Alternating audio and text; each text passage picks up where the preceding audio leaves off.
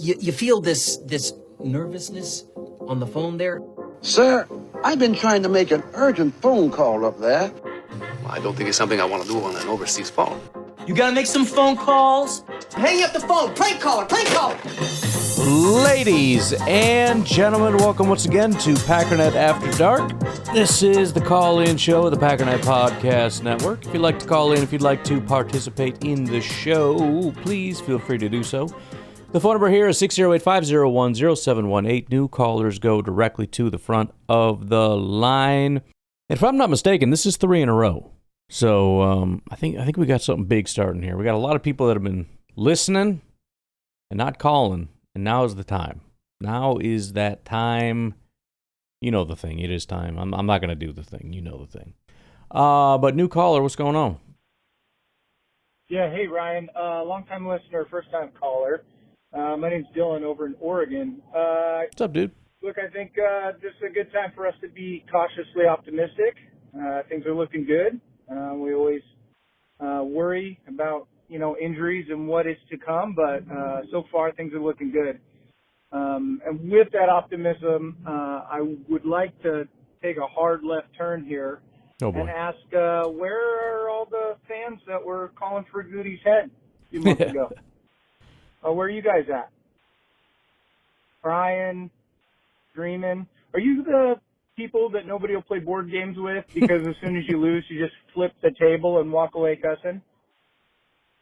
Look, it's his job to put people in the room and let the coaches make the best of it. And injuries and bad games and things happen. But suddenly it looks like he maybe is pretty good at his job, isn't it? So, Jair didn't look so good the other day, did he? Getting cooked. But anyway, just wanted to call a few of you sour grapes out. You guys can't be patient and think you know it all. Weird how he gets paid and you don't. Anyway, Ryan, thanks for all you do. Love the podcast. Go Pack, go. Appreciate you, man, and I always love to have another Gutlicker on with me, but no, I mean, it aged poorly rapidly. This thing where Ed Policy really just didn't like the guys, and for all we know, it's true. I don't know. Not that was ever really the what was being reported. That's kind of the way it. Some people maybe tried to spin it that way, probably certain fans or whatever. And in reality, if there was anything at all to that report, it had more to do with I don't know, dude. I'm brand new, not brand new to the team necessarily. I've been here, but we're gonna see how it goes.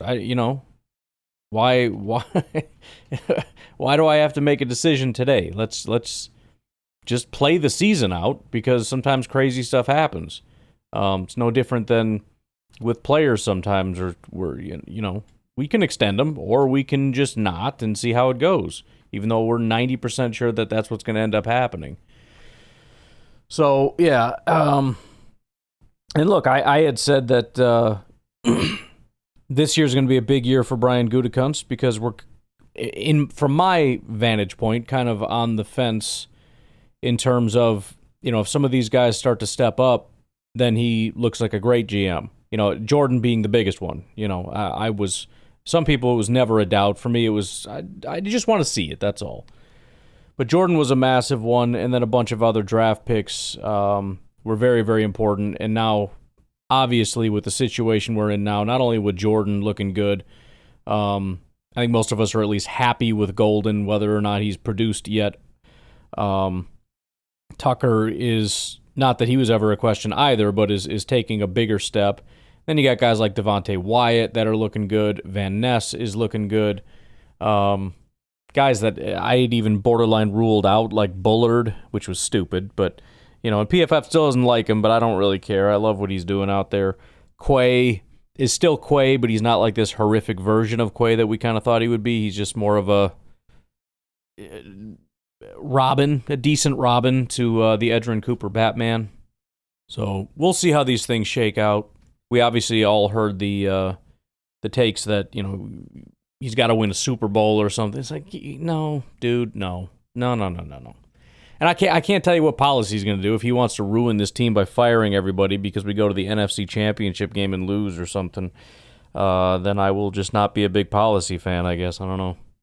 But yeah, it's the added bonus of winning and feeling good is you don't have to hear all that kind of nonsense. Even the biggest anti-Goot negative fans are at least in hibernation, if nothing else. Ryan, I'm thinking about shirts, all right? Just because there's only, I don't know, we can say whatever we want, these people don't know. What's going on? I think shirts are the only way they could really get across. Like, we've been looking for, like, a change at defense. Like, first we thought it was players. And then we finally, after 10 years, we got rid of Dom Capers. And then we had Mike Pettin, and we thought, oh, this is it. And then we had Joe Barry, and then we said, oh, this is it. Like, I don't know. If somebody's, like, has an addiction problem and needs a sponsor, fucking call Jeff Hafley, man. Like, if you want to make a change, you call Jeff Hafley. That man, we need some shirts that say Jeff Hafley is my sponsor. All right? And then on the back it just says Go Pack Go. All right? Because that guy, if you really need someone who you can depend on and someone who's going to help you make a change, call that man. Jeff Hafley changed my life. That would be pretty hilarious. I thought you were saying shirts, but I'm like, I don't know what you're talking about. It sounds like shirts, but I don't know what's going on with shirts. Somebody tell me what's happening. That would be pretty funny. Jeff Hafley changed my life. I like it. I could do it. Nobody ever buys the shirts, but I mean, it doesn't take more than 2 seconds a few minutes to come up with some kind of a thing. I just have to remember where I do shirts and log in and do all that kind of stuff or whatever. It would be funny. And like I said, I'm starting to lose money on that because I only make things that I would want and then I buy it and then it's whatever. But it's funny. Hey, Ron, what's up? What's up, Ryan? It's Aaron from Eau Claire. Just commenting on that game the other night against the Commanders. One thing that's really stuck out to me over the first couple games is that Jordan Love seems to be playing a lot smarter and a lot more aware. Yes. He's been throwing the ball away like I used to see Aaron Rodgers do whenever there wasn't any good options. He'd escape the pocket and throw it away out of bounds instead of trying to force it. And it's really cool to see him start making those decisions because,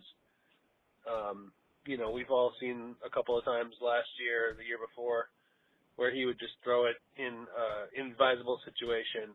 And he's also kind of making smarter decisions in terms of placing the ball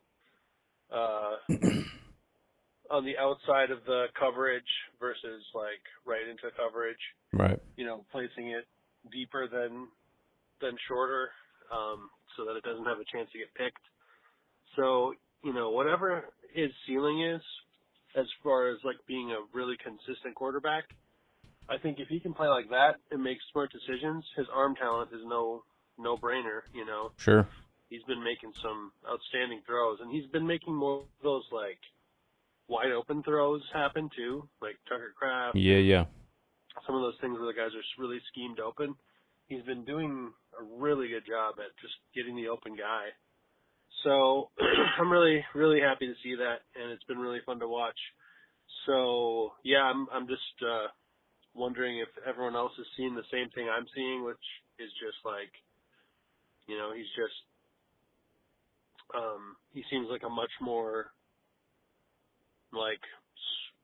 savvy quarterback now than he was the last couple of years. Just seems like all that experience is sort of finally coalescing into something a little bit more consistent, which I think is really, really exciting. Because if he can keep doing that, then we've got our quarterback for a long time. So I'm out. Yeah, I was gonna say, like I said, but I realized that it's that Matthew Golden video I still haven't published. I'm doing that today, by the way. That will be done. It'll be over on Patreon, and I will put it on the Substack. That's going to freaking happen.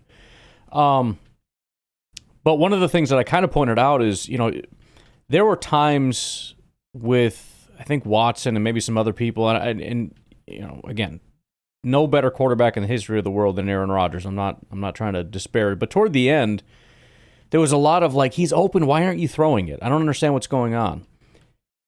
It's not so much that with Golden.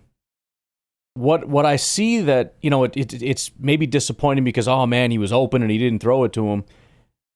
I think there's a scenario where maybe he would have thrown that previously and it would have been somewhat ill-advised in the long run, because the point is he sees Tucker Kraft open in the flat now. He knows it's an easy high percentage throw, and he knows that Tucker's probably going to turn it up the field and get a first down. He can take his eyes off of Tucker and look somewhere else if he wants to. But I think, like what you're talking about, this is a situation where this is a good play. I'm going to take it. The pressure's coming. Things are all kind of crazy. Just take it. Just take the easy throw when it's there. So, again, it's frustrating for a half a second to see the sort of, man, he was open and Jordan didn't see him. He didn't throw to him, whatever. But at the same time, again, I think that's the right decision. I think every single time in that scenario, you need to do that, because we've seen that in the past. I don't know if it's Jordan or what, where it's there and he looks somewhere else and then it's not there and then he comes back and now that throw before wasn't there and then you panic and it just looks so ugly. You had two open guys, then it turned into no open guys, and then you take a sack. It's just like, what are we doing here?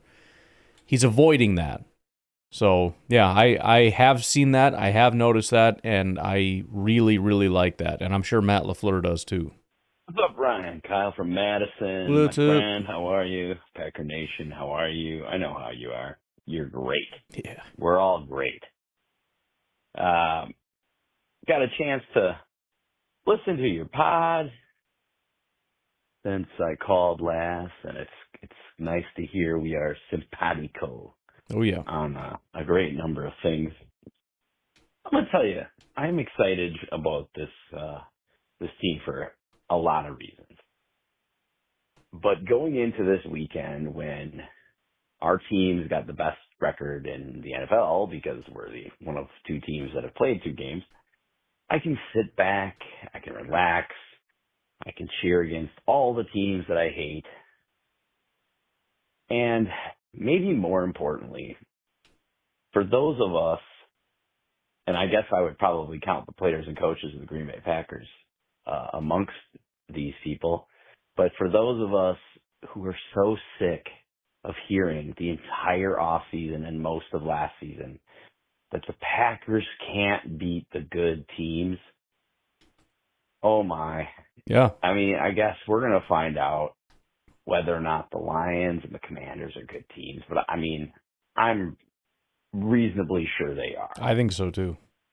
And just Lions the fact especially. that for the Packers to come out of the gate and beat those two teams just right away from Jump Street this season, in addition to being awesome for all kinds of reasons, you don't have to listen to it anymore right now.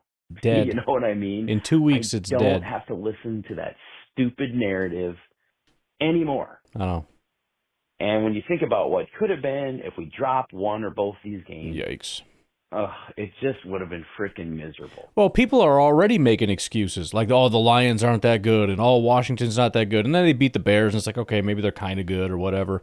But yeah, I mean, if we had lost to the Lions and then beat Washington, it would have been, Washington is I've already seen, I forgot who it was, somebody came out, it was like Ocho Cinco or something, said something to the effect of Washington's been figured out. They're not good. They beat the Giants and then whatever, and then you beat them. It's not a big deal. But the Lions, they're the good team, and once again, you can't beat them. And even if it was the opposite, it would have been the exact same result. You beat the Lions, congratulations. And yeah, they pummeled the Bears, but the Bears are terrible. So that doesn't tell us anything. It would be no different than the Giants and Washington. But you played Washington, you couldn't beat them. So the only team you can beat is the Detroit Lions when they're down because of their. So it would have not mattered. You're right. If we lost any one of those games, the win would have been excused as a fluke, and the loss would have been proof that they still can't beat good teams, which is a stupid narrative last year. And by winning both those games, and especially the way we did, violently, it's freaking beautiful. Yeah. Because our rivals and the haters, there's nothing they can do but shut their mouth or just sound increasingly stupid with what they do say. And so it's just, I'm so happy for so many reasons, but especially for that reason. Yep. Now we got to beat teams we should beat. But either way, I'm on top of the world, and I'm really having a fun time watching our rivals and the haters try to come up with something. And they can't. They know they can't. No, they're not even really trying. Really a special 5 days of football for the Green Bay Packers and their fans. Talk to you later, buddy. I'm with you, and I think make sure you check out tomorrow's podcast. I think you guys are going to enjoy that. I mean, if you're on a high right now of just how good is this team or whatever, I got some fun little data points for you. But you're right. I mean, it has been the most convincing and perfect situation, just based on there's nothing left for anybody to do but say, fine, I guess they're friggin' good. That's it. The narrative that they can't beat good teams lasted about a quarter. About a quarter into that Lions game, everybody had to shut their mouth pretty quick. Like, oh shoot, we'll see how this goes, but this isn't looking too good. So, no, it is beautiful, and like you said, now they just got to keep doing what they're doing. It's only 2 weeks. It was Xavier McKinney had made the point. Like, a lot of teams look good after 2 weeks, and it doesn't mean anything by the end of the year. But it's not just blind optimism. It's not like the Colts kind of thing, which maybe that's real, but you look at it and go, that ain't going to last. There's no freaking way the Colts are going to be like the, number one seed in the AFC or whatever.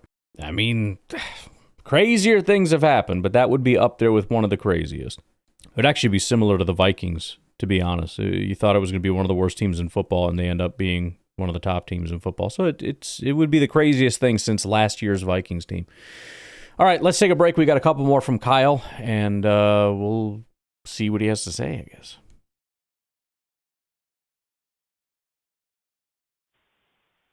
And what's up, buddy? Kyle from Madison. How are you? Yo. Hopefully this wind isn't too annoying here. Can't even hear it. I actually found a broadcast of the game on YouTube for, I don't know, the hour before they took it down. I was able to rewatch that game, which was pretty instructive to me in ways maybe I should have anticipated but didn't. But a couple things, man. One, somebody with a superior football mind to mine is going to have to come up with some number here. But when Micah Parsons gets that stutter inside move lined up and he's one-on-one, dude, I'm telling you what, he's like 100% on that thing. Yeah. I didn't see him miss. He either gets a pressure, a hurry, a sack, or somebody else does. Every time, man. It's super impressive. And another thing I'll say, there was probably 10 times where he's just getting held. Like, I know he drew 3 holding penalties, but I'm telling you, man, every freaking play, somebody's got his arm around his neck. Right. And they're going to, I don't know, if I'm the Packers, I'm writing a letter with video attachments every week going, what is this? Right. Because if he's not getting held, he's probably good for 2-3 more sacks that game. Now, the next thing I would say is, and this probably comes from the Captain Obvious bin, but was it Belichick maybe that said, somebody said, at its heart, football is simple. And as I'm watching this, I'm thinking to myself, yeah, it is kind of simple, isn't it? There are times when Halfley and the defense just seems to know what they're trying to do, and they rush 4 and they just say, okay, try and do it. We think we can get to you before you can do that. And sometimes they succeed, sometimes they don't. But in the other times, it's like literally as simple as we're going to confuse you post-snap long enough where our guys are going to get to you. And I know that's like a no-duh, Kyle. But when you watch him do it, you watch him drop Gary or drop Van Ness, into coverage and you watch literally that half second of Daniels having to compute what's happening is the difference with this defense between getting home or pushing him off his spot. And it's just crazy to me because, no, it's not rocket science, but it's just the idea that you're willing to blitz and you've shown that, but you're also willing to drop guys into spaces they're not supposed to be. Man, it's freaking brilliant. It's really something to watch, man. So go Pack, go. Well, I know what you mean because it's, even as a layman, you know, it's sort of like when people say I can understand, but I can't speak it, a language, you know. I couldn't call plays. I couldn't obviously run a defense, but you're right. When you turn it on, you watch it, you can see what they're doing. You can see what they're trying to do. And it is fun to kind of break that down and look at it and whatnot. And that's why I do the videos that I do occasionally, rarely.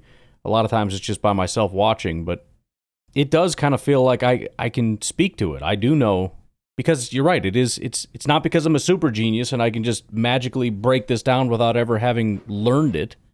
A lot of it is kind of intuitive, at least on the surface level, which is very cool. You know, on the offensive side of things, you can see the receivers run routes and you can just tell what they're trying to do. You see that guy run through 3 different zones as somebody comes running the other direction underneath it. It's not rocket science to figure out what they're doing. Now, coming up with that play, when to call it, how to teach it, you know, all the nuances and all that, that's where it becomes a really high-level thing. But yeah, you can watch it and see it, and, you know, a kid can understand this stuff. It's pretty cool. Hey, Ryan, it's Kyle again. Look, one last thing that, I don't know if entertained is the word, but the group of the Packers haters that are actually Packers fans, I believe you call them negative Packer fans. Yeah. I shouldn't say it. I have heard them do the whole thing where they're like, what if Rodgers had this defense? Yeah. Yeah, dude. What if? Like, yeah, if Prime Rodgers had this defense, he'd be destroying the league.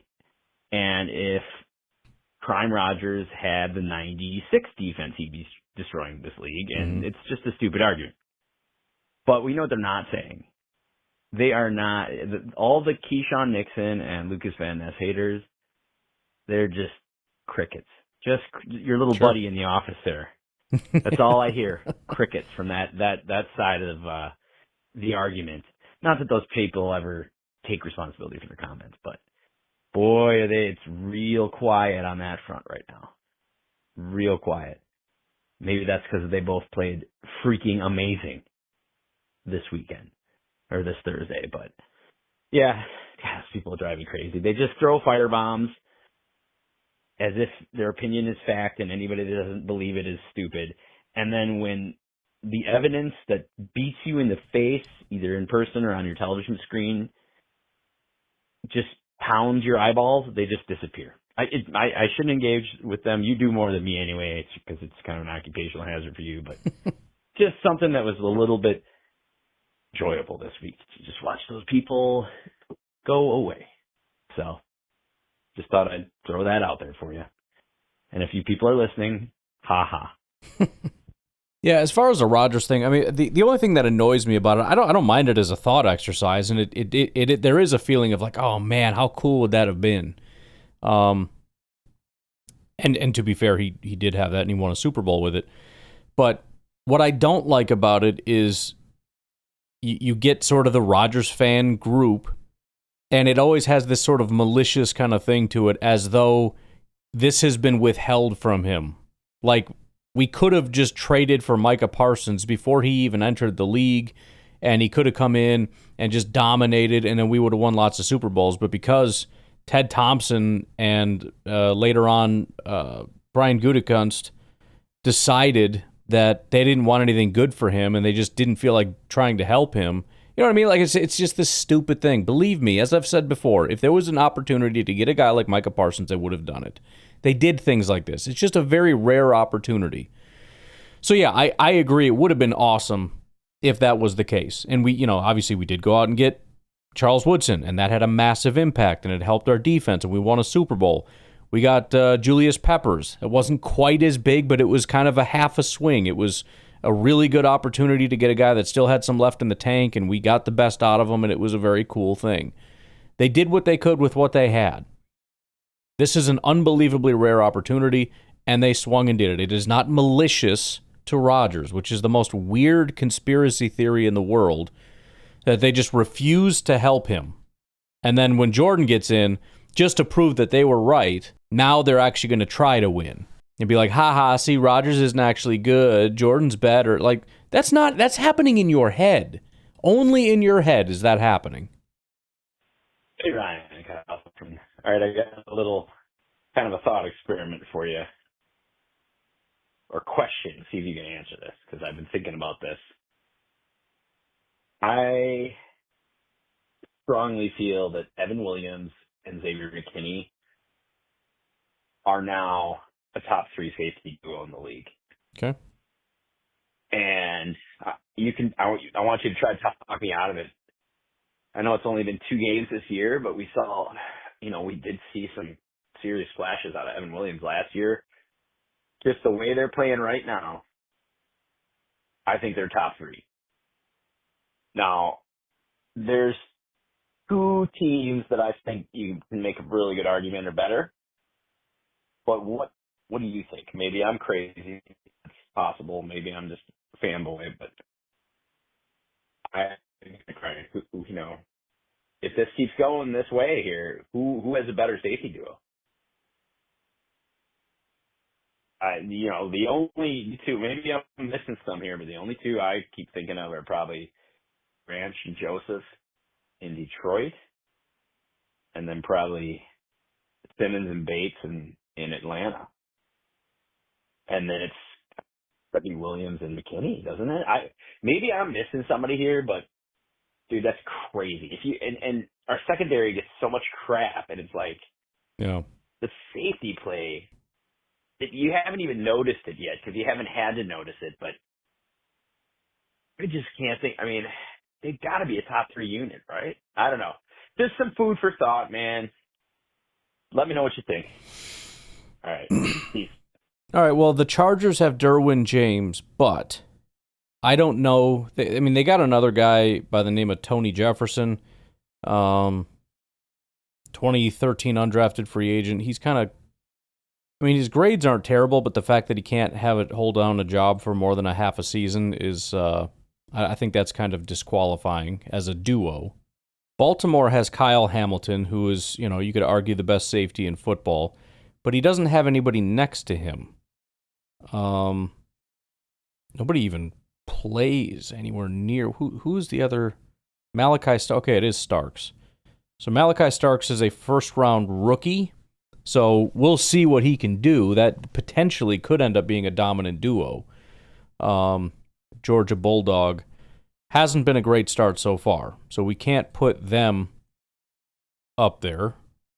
And again, if we're just going off of PFF for this year, Xavier McKinney has not graded out super well, but you kind of don't care because the guy's really good, and Evan Williams is sitting at 5 right now, so it's kind of one of those, assuming we don't think Xavier McKinney just suddenly isn't good anymore, which we don't.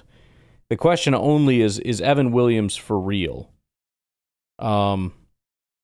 It's hard to find, like I said, Detroit, you could make that argument.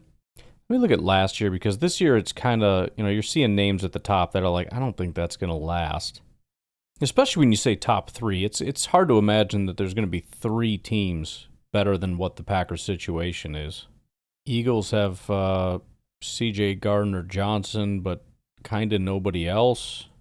I guess you could throw in Reed Blankenship, but I wouldn't trade our situation for that. That's no good. I'm just going to concede the top 3 is comfortable. I'm very comfortable with top 3 being a reality. So, Brian, it's NFL Sunday, and I've watched just little bits and pieces of the Bears and Lions game, and I just wanted to say, man, I'm almost wanting Caleb Williams to look better than he does, because it's painful to watch. I just don't see anything from his decision making. I don't know. He scrambles a lot. A lot of his plays that have gotten some positive yardage have come just everything breaking down and just running for it. But man, I don't know. I don't think he's going to carry the Bears very far unless he makes significant improvements. But I don't see it.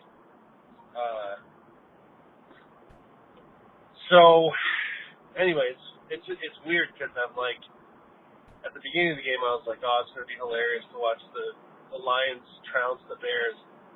Now I'm kind of like, man, it'd be nice if they could do something. Just, give a little hope to someone rooting for them.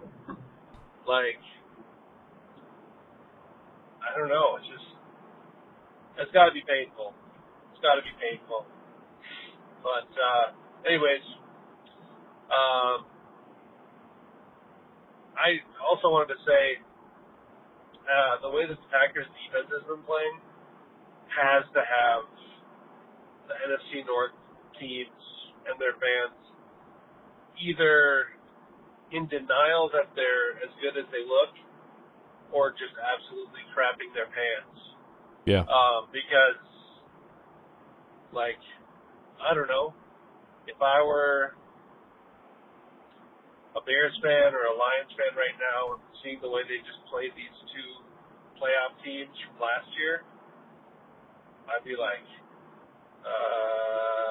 uh-oh, what are we going to do? If two really solid quarterbacks could hardly do anything against this team, and two, like, solid defenses in a lot of ways, struggled as much as they did with the offense, it's going to be a tough out for any of them against the Packers. So, I guess that's good for us. Yeah, I mean, I suppose if we're going to be as good as we are, maybe give them a little hope. But I enjoy it, you know. I'm sitting here kind of just hoping that Minnesota joins them, so we can enjoy that level of suffering. It'd be nice if Detroit would get back to where they are. I know, I get it. I'm where's your competitive spirit or something? I don't know. Maybe enough is enough. Maybe enough is enough. Let's take a break. We'll come back. 1265 fan.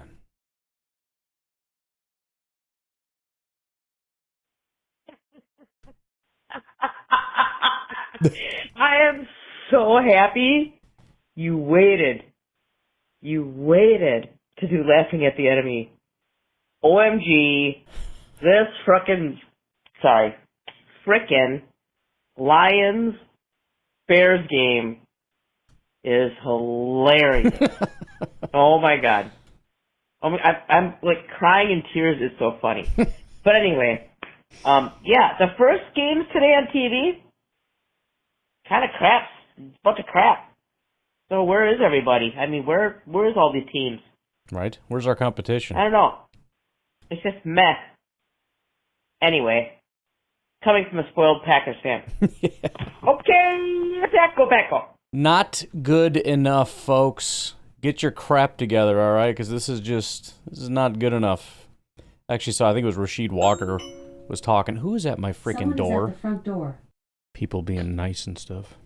Where were we? Rasheed Walker, I think, was talking a bunch of crap about, I think we can go undefeated, honestly. I don't see anybody that's good enough. And I'm kind of joining a similar sentiment of some Packer fans where it's like, this is going to be a little bit too much. You know what I mean? Like, I wasn't really buying a lot of people are out there, we're destined to lose one of these easy ones. Packers always do. It's like, well, first of all, they don't, but usually that does happen to almost all teams. So, yeah.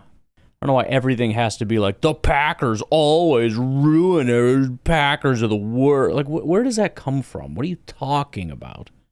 Packers have this unique ability to lose to bad teams. Yeah, that's what they're known for. What?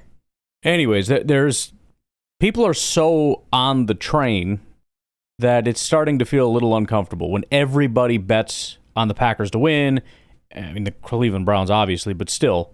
And then you got Rasheed talking 17-0. It's like, man, it's just making me a little nervous. The little superstitious hairs on the back of my neck are starting to stand up a little bit. But I think you just got to embrace it. You know what I mean?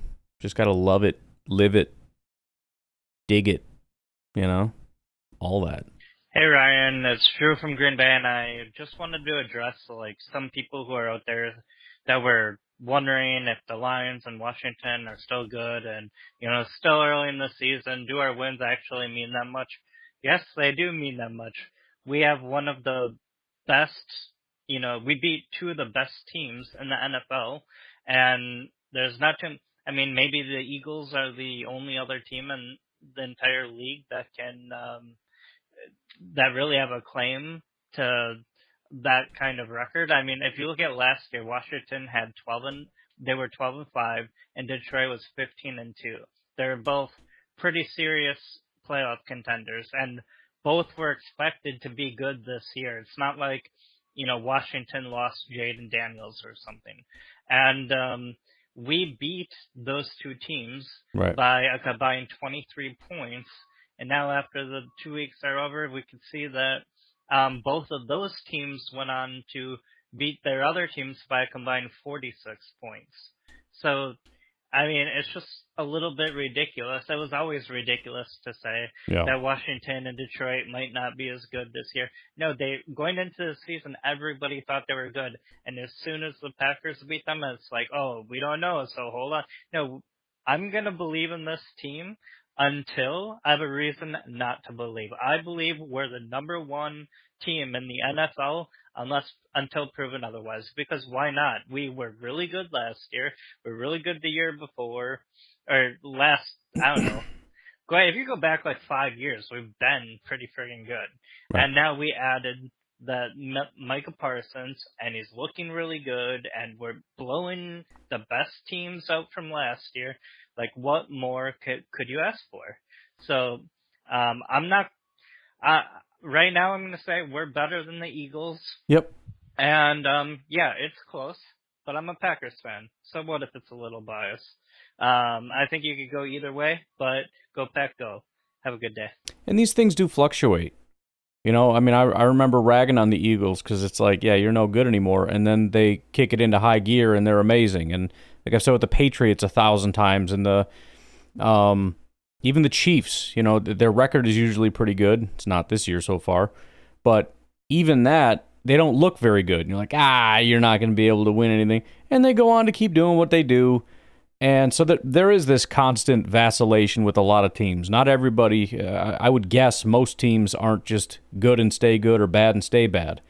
Even if they do stay good, the level of good is very different. So right now, the Eagles really don't look very good. I mean, there seems to be a massive regression, but it's early. And it wouldn't shock me at all. In fact, I would put it at least 50-50 on whether they get back to a significantly improved defense and probably offense as well. And the Packers may change too. I mean, things could get worse for some reason. People start to figure stuff out, offensively or defensively, or it could get, so like you said, the point is, why not just enjoy it? Right now, we lay claim to being the best team in football. This is the most optimistic we've been or had the opportunity to be in I don't know how long. So why not take advantage of that? You've been given a gift that you haven't had, like I said, probably since 2011. The opportunity to feel this good about your team. Don't squander it. It might be another 15 years before you see a team this good. I can't promise you they're going to win a Super Bowl, but I can promise you that this team is freaking amazing. And I don't know if it's going to last until next week. So enjoy it while you got it. Ryan, is everything okay at home? I don't know what's going on, man. We don't have an episode the day after both the Vikings lose and the Bears get the brakes beaten off. That's not even strong enough to say what just happened to the Bears. The Lions used them as their personal meat puppet. That's how aggressive you need to be when you describe how badly the Lions just kicked the absolute shit out of the Bears, and it was beautiful. And I thought this would be a perfect time for laughing at the enemy. What's going on, Ryan? What's going on, man? Talk to me. You can talk to us. We're here to listen. Okay. Let's go back out. I mean, you've got me panicked here a little bit. I'm pretty sure there was an episode on Monday, right? Maybe you're just saying because it wasn't Laughing at the Enemy. At least I'm hoping. I didn't just skip posting on Monday. The episode is literally called Laughing at the Bears and Vikings, and it was posted, supposed to be posted at 4 a.m. on the 15th. You called in at 8:40, so I don't know why you didn't get the show there, Chief, but hopefully you eventually saw it. What's up, Ryan? This is Dakota, that nerd in Tennessee. What's up, dude? I was just calling. I know a couple people have mentioned it already, but when I first heard just a few weeks ago that Gutekunst and Matt LaFleur won the hot seat, I mean, I couldn't believe my ears, but I thought maybe there's something I didn't know, and that's my problem, is I believe that I'm so, like, low football IQ that I don't need to be given my opinions on things. Sure. But every now and then I got to tell myself that I don't need to worry about it, and whether I'm wrong, but I wanted to shout from the rooftops the first time I heard it. That is the dumbest stuff I've ever heard, period. They should never be on the hot seat, ever. I mean, what? Just, what? I mean, I'm so thankful that we don't have owners, because first of all, an owner might listen to that and be like, maybe. Right. But, also, I mean, look at the Jerrys and the McCaskies and the other people that exist. They make stupid decisions. Anyway, I also came to a realization, because I think the Washington, Green Bay game was like the highest Thursday night football game ever, and yeah, apparently pretty wild. somehow they were able to see the age of the viewers, and I don't know, and it was like welcoming the next generation of viewers. I don't know. But they did make me think. I was like, I know some Patriots fans that are only Patriots fans because the receiver that I can't think of right now that was on the Patriots a while ago that everybody freaking liked. Sure. Right? And I'm a Packers fan because of Bubba Franks. I didn't know anything about. I didn't even know what quarterback was at the time. I just knew Bubba Franks was a gigantic man that would like rip a ball from somebody's hands and rip their head off. Like I loved it, right? So I came to the realization that this is the time that we're going to be getting a lot of new fans, probably. Right. And I put this out on Twitter, but I want to put this out on the airwaves. Whether you are a big Parsons fan, like that one Patriots fan that I know, right? Whether you're a big Parsons fan and then you become a Packers fan because of what he does on the Packers, right? Or whether you have authority issues and you become a Packers fan just to piss off your Lions fan parents or whatever, or Cowboys fan parents, because come on. Or maybe you just like the pretty green and gold colors. Sure. I don't care what it is. Let me be the first to welcome the new people that had just tuned in, that have said, you know what, what's this Packers thing? Let me look into this. And they're listening right now. And then I encourage and urge you to call in and say, oh, no. That was a very good call. I didn't want that one to end. Dakota, that's a fantastic point. Whenever a team is successful, there's going to be a flood of new fans. That's probably why the Packers have. Part of the reason they have such a big fan base. There's other things. The colors, obviously. Either you love it or you hate it. I saw it was, who the heck was that? One of the podcast bros guys, he's talking about his daughter. Always talks about like the green team and the green team won and why didn't you play for the green team and all that kind of stuff. So there is that element. But yeah, I mean, who, like you said with Bubba Franks, sometimes it's just a thing. It's just this random thing that kind of gets you going. And, I can't help but think if you're new to football and you watched all this kind of garbage getting thrown around, there has been nothing in football that I'm aware of so far through 2 weeks that parallels the electricity of Micah Parsons hitting the field. That was magical. And there's nothing that's been close. I mean, that was like, at least felt like a playoff atmosphere. At the very least, it was incredible. And to see how dominant they are, how much better than everybody they are, if they can keep that up, man, there's going to be a lot of new Packer fans. And whether you're a young person or a fair weather, I agree. It is. I should do a better job of that. First of all, not pretending that everybody listening has been listening for 5 years or whatever. But also that they have been watching football for a long, long time. So I like that point. I appreciate that point. Like I've been saying recently, I've had a lot of people tune in that are new to the show that have reached out for one reason or another. So I will try my best to keep that in mind. And again, if you are a new caller, I would encourage you to call in and let's hear your thoughts. We had an Eagles fan call in earlier, so I'd be more than happy to hear from Browns fans, Bears fans, Lions fans, Vikings fans, whatever. Feel free to call in. Even if you want to talk trash, it doesn't have to be a Packers gloat fest. You know, if you want to call in and just say Packers suck or whatever, like I can handle that. You know, whatever you got to do. Whatever you got to do. It's this is your thing here. Bruce, what's going on, man? Pack Daddy-O, this is Bruce. What's up, man? It is late. It's like 11 o'clock. I'm like an hour and a half past my bedtime. I'm getting up in like 4 hours, but get off of work. I posted a troll tweet of the tush push with the line of scrimmage basically on the ass of the center. Blew up. Exaggerated. And, man, went viral. But my point in all of this, and I think where we all stand on this, is just officiate the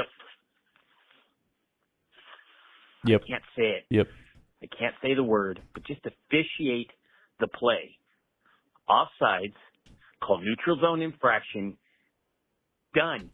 No banning the play, just officiate the stupid play. Also, have you ever felt so confident going into each game like last year and even a couple years before? It just always felt like, okay, there's a chance we could lose this game, right? Right. And this year just feels different, man. It feels different. Super excited.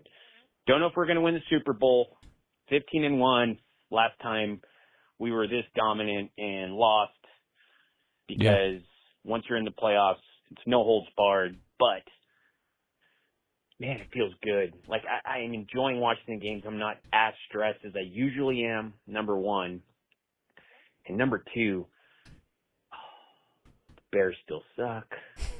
Beautiful. We beat a Lions team who put up a 52-burger on the Bears who still suck. And now JJ has a high ankle sprain. I think I would have preferred him playing as opposed to Carson Wentz. I feel the same way. I guess we don't see them until week 12, so it kind of doesn't matter. And he'll be coming off of an injury with a couple weeks in before we see him. But, man, just different, right? Just feels different. Anyway, peace out, my brother. Peace, love, and humptiness. Yeah, and like I said, I mean, I won't know until the game gets here how confident I am. It's like a weird thing that happens on Sunday when all of a sudden it dawns on you the actual Packers are playing in a matter of hours, and the feeling of sheer anxiety grips me. But like I said, I'm guessing that there's going to be much more confidence, just like last week, which, you know, I was a much tougher opponent, so I don't know why it wouldn't be. But also, I'm going to make a concerted effort, as I've been saying, to choose to feel that way. Not to get all lame and cheesy about it, but, you know, the whole self-talk thing or whatever. I'm essentially going to require myself to go into it with the mentality of we're going to freaking smoke these guys. They're a joke, and we're going to dominate. And, you know, not give up on that after the first time they score. You know, if they go up 3-0 to start the game, rather than what the heck was that? So much for you know what I mean. Don't start that bull crap. And I know for some of you don't even know what I'm talking about. But for some of us that are a little higher anxiety or negative or however you want to phrase it, you know exactly what I'm talking about. Until the bitter end, until it's officially we are eliminated from this game, I'm going to assume we're going to win this game. because we are a better football team. And even if we're down, we're coming back, because how in the world do you stop this offense? How in the world are you going to move against this defense? I don't care that you got lucky on a couple plays and scored some points and you're currently winning. That doesn't matter. There's way too many quarters for me to be worried about that. You know what I mean? I'm going to try. Maybe that'll even carry over into years where we aren't as good. That's kind of the goal. Hey, Ryan, it's Drew from Green Bay, and I've got another story for you. All right. Is that, I don't know if you saw the dogs in the pregame of the Amazon game against Washington, but no. If any of you did, that's the animal rescue I volunteer at. Amazon actually came in and they did a whole shoot at our facility, and then they had, like, on Shady Lane, they had a host that, I don't know if they rented it out or what, and they invited us to bring dogs over there, and nice. That's where a lot of the film came from, and people could pet them over the gate, over the fence and everything, and then they donated $25,000 to the animal rescue, so that was pretty awesome. But I also wanted to talk about the rumors that there's been some interest in Malik Willis, and apparently it's a 4th round offer from a couple of teams, and then a 5th rounder from the Saints, because they're going to be picking so highly. For me, that's not enough. I want at least a 3rd, but I think that Gutekunst could seriously consider that, because, you know, I think after the Parsons trade, when we got rid of so many picks, if you can flip a backup quarterback that you hope never sees the field for a draft pick, then I really think that the Parsons trade makes it more likely that we're willing to trade Malik Willis. But I hope we don't do it. Not for a 4th or 5th. Maybe a 3rd or 4th. But, like, if it was Saints 4th, I'd take. But otherwise, a 3rd. Anyways, have a good day. Bye. Yeah, I'm kind of torn on the more or less thing. Either way, I agree. I think we need more for him. On one hand, I do think it's like he's more desperate for picks. On the other hand, you know, it really does feel like a team of destiny right now. And the last thing you want to do is drop a handful of games because you gave away your backup quarterback for a bag of chips. You know what I mean? I think you need to come into this as loaded as is humanly possible, with as much depth as is humanly possible. And you can say that all the time, because that's technically kind of true. But, you know, you've always got to think in terms of, I guess, well, it always just kind of comes down to percentages for me. And the now versus the future thing is to some degree dependent on the percentage chance that now is going to be a thing. And there's going to be a ceiling where it's obviously less than 50% or whatever, but this feels like this is our best shot in a very long time. And I don't know. Like, if I'm the GM, I understand the picks thing and I get that. And, you know, worst case scenario, you just eat it. It's whatever. We don't get 2 first-round picks for a while. It is what it is. So we get a 2nd, 3rd, 4th, 5th, 6th, 7th, and basically nothing else. Maybe a few comp picks, but that's it. Freaking oh well. We got Micah Parsons. You know what I mean? Like, that's kind of the I guess I'll get over it part of that. I don't know. To me, and I get what you're saying, that Good is probably that way. I'm thinking and hoping that Good is thinking kind of the way I'm thinking, which is, now is not the time. I want to be as loaded, talent-wise, on top, as well as the depth for right now. And I don't want to say picks be damned, but as far as like being desperate to recover those, especially considering we're recovering a 1st with a 4th or something. I don't know, man. I don't know. We could talk about it next year, maybe, see who's still available to us. I mean, Malik is probably gone for nothing after this year, and he'll go get signed as a free agent for a boatload of money. But, I mean, we'll see. He's obviously got to entertain it. They got to talk it over, think it over, whatever. But I think we all recognize that he can be an asset. And, you know, there's always that chance that, like I said, the odds that Jordan's going to go down for just the right amount of time where Malik can keep us in the playoff contention or win a playoff game or whatever, but short enough time that he doesn't have to do everything, and we're still the Packers with Jordan Love and can win a Super Bowl and everything. So I don't know, man. I don't know. We'll see how it goes, but I guess that trade window can't come fast enough. Just get it over with so we don't have to speculate about it anymore. It can just be with the team that we have. All right, I am going to leave it at that. You all have a great rest of your day. Appreciate all the calls, and I'll talk to you later. Have a good one. Bye-bye. In the frozen fields of Lambeau's realm, where ancient warriors once held the helm, 2 victories mark the chosen path. Jordan Love unleashes thunder's wrath through mist and snow. The